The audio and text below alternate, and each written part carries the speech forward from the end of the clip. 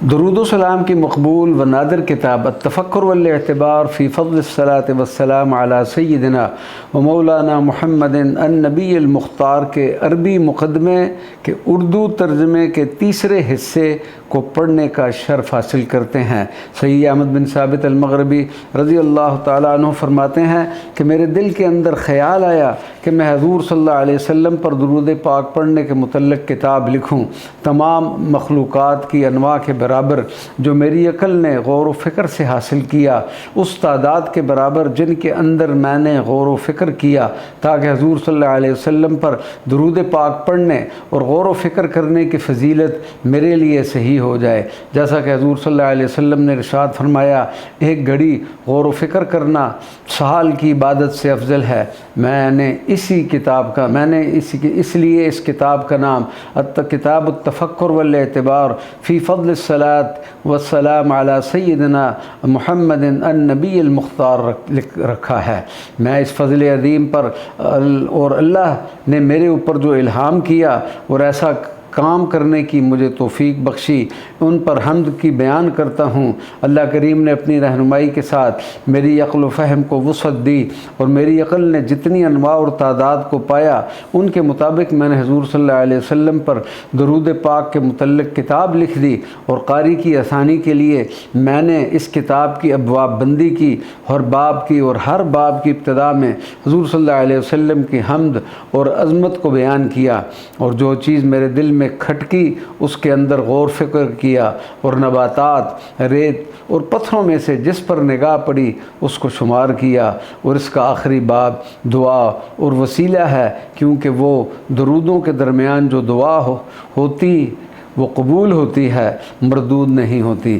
میں نے ہر باب کی ابتدا میں اللہ کریم کی حمد، بزرگی اور توحید کو بیان کیا، اور ہر موجود سے اس کا مبرہ ہونا، حرکت اور جمود سے منزہ ہونا، والد اور اولاد، اٹھنے اور بیٹھنے سے پاک ہونا اسی کی شان ہے۔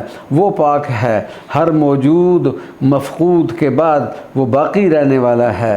جب میں نے نفس کا مشاہدہ کیا کہ وہ عبادت کی کسی قسم پر ہمیشگی اختیار کرتا ہے، تو وہ اس پر بوجھ بن جاتا ہے، اور وہ اس کا احتمال نہیں رکھتا۔ اگر رکھتا ہے تو وہ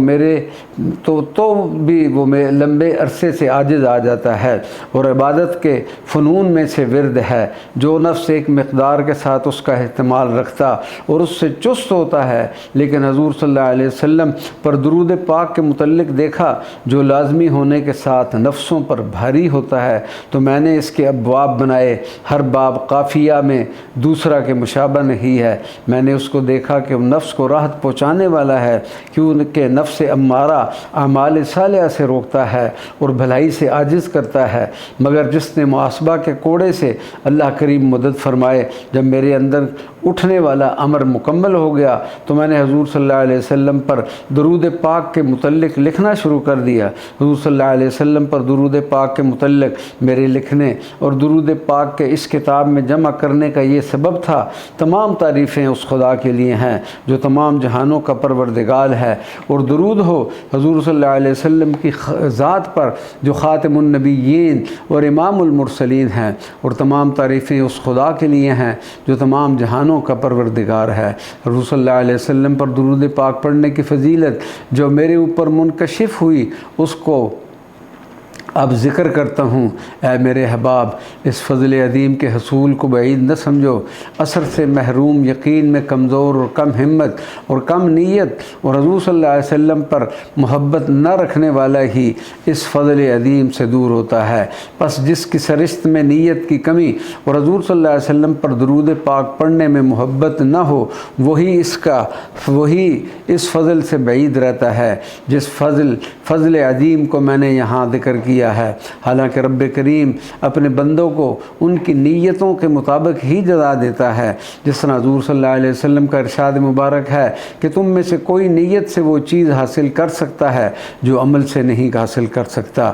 اور میں نے اپنے حسن نیت اور حضور صلی اللہ علیہ وسلم پر درود پاک پڑھنے میں شدید محبت کے ساتھ ہی اس کتاب کو حضور صلی اللہ علیہ وسلم کے پر درود پاک پڑھنے کے عنوان سے تصنیف کیا ہے، جس کی میں نے لامتناہی فضیلتیں اور بشارتیں دیکھی ہیں، اور اللہ سے امید کرتا ہوں کہ مجھے منزل مقصود تک پہنچائے اور میری نیت کو خالص بنائے، اور وہ چیز عطا فرمائے جس کا رسول کریم صلی اللہ علیہ وسلم نے میرے ساتھ وعدہ فرمایا ہے۔ سب سے پہلے جو بشارت مجھے دی گئی جس دن اس کتاب کو میں نے شروع کیا اپنے شیخ علی المکی کے پاس جو غار ملح میں مدفون ہے، میں نے اس کتاب کے 2 باب مرتب کیے جبکہ میں تنہائی میں تھا۔ پھر میرے پاس احمد ابراہیم حیدری آئے جو کہ میرے پیر بھائی ہیں۔ ہم شیخ علی المکی کی قبر پر شیخ احمد بن موسیٰ کے ہمراہ اکٹھے ہوئے۔ پس عشاء کی نماز سے فارغ ہونے کے بعد ہر ایک نے اپنا اپنا وظیفہ مکمل کیا اور اپنے بستر پر آرام کے لیے لیٹ گئے۔ میرے سب دوست سو گئے اور میں نے حضور صلی اللہ علیہ وسلم پر درود پاک پڑھنے کے متعلق سوچتا رہا۔ رات کا تیسرا حصہ گزرنے کے بعد شیخ احمد بن ابراہیم بیدار ہوئے، وضو کیا اور نماز ادا کی جتنی اللہ نے توفیق عطا فرمائی، اور قرآن پاک کی تلاوت کے بعد دعا کی۔ پھر ہلکی نیند سو گئے اور میں حضور صلی اللہ علیہ وسلم پر درود پاک پڑھنے کے صیغے لکھنے میں مشغول رہا۔ پھر شیخ احمد ابراہیم بیدار ہوئے، کہنے لگے میرے بھائی میرے لیے ایسی دعا کرو جس سے اللہ کریم مجھے نفع دے۔ پس میں نے ان سے کہا کہ میرے حال میں سے کیا چیز منکشف ہوئی کہ میں تیرے لیے دعا کروں؟ وہ مجھے کہنے لگے میں نے خواب میں ایک جدا ہونے والے کو دیکھا ہے کہ جو کہہ رہا تھا کہ جو حضور صلی اللہ علیہ وسلم کو دیکھنے کا ارادہ رکھتا ہے تو وہ میرے ساتھ چلے۔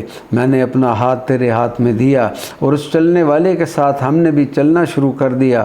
پس ایک گھر تک پہنچے، اس کا دروازہ بند پایا۔ وہاں پر تمام کھڑے لوگ دروازہ کھلنے کا انتظار کر رہے تھے۔ میں دروازہ کھولنے کے لیے گیا لیکن میرے لیے نہ کھلا، اور تو نے مجھ سے کہا اے مسکین پیچھے ہٹو۔ پس تم آگے بڑھے تو تیرے لیے دروازہ کھل گیا اور میں نے تیرے ساتھ داخل ہونے کا ارادہ کیا، اور رسول اللہ صلی اللہ علیہ وسلم تک پہنچنے میں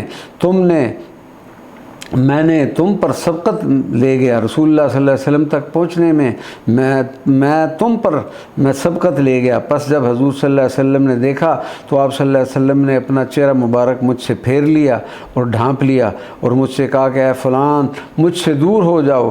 پھر آپ صلی اللہ علیہ وسلم تیرے پاس آئے اور تمہیں پکڑ لیا اور اپنے سینے سے لگا لیا۔ میں ڈرتے ہوئے بیدار ہوا، وضو کیا اور نماز پڑھی، قرآن کریم کی تلاوت کی جتنی اللہ نے توفیق پر فرمائی، اور اللہ کی بارگاہ میں دعا فرمائی کہ مجھے ایک مرتبہ پھر حضور صلی اللہ علیہ وسلم کی زیارت سے مشرف فرما اور پھر سو گیا۔ پھر وہی جدا ہونے والا آدمی میں نے دیکھا اور میں نے اپنا ہاتھ تیرے ہاتھ میں دے دیا اور ہم تیزی سے چلنے لگے۔ ہم نے ایک قوم کو دروازے پر کھڑا پایا اور دروازہ بند تھا۔ پس میں آگے بڑھتا تاکہ دروازہ کھولوں لیکن میرے لیے نہ کھلا۔ پھر آپ آگے بڑھے اور دروازہ کھل گیا اور میں داخل ہونے میں سبقت دے گیا تو میں نے حضور صلی اللہ علیہ وسلم کو موجود پایا۔ آپ صلی اللہ علیہ وسلم نے مجھ سے چہرہ پھیر لیا اور کہا کہ اے فلاں مجھ سے دور ہو جا۔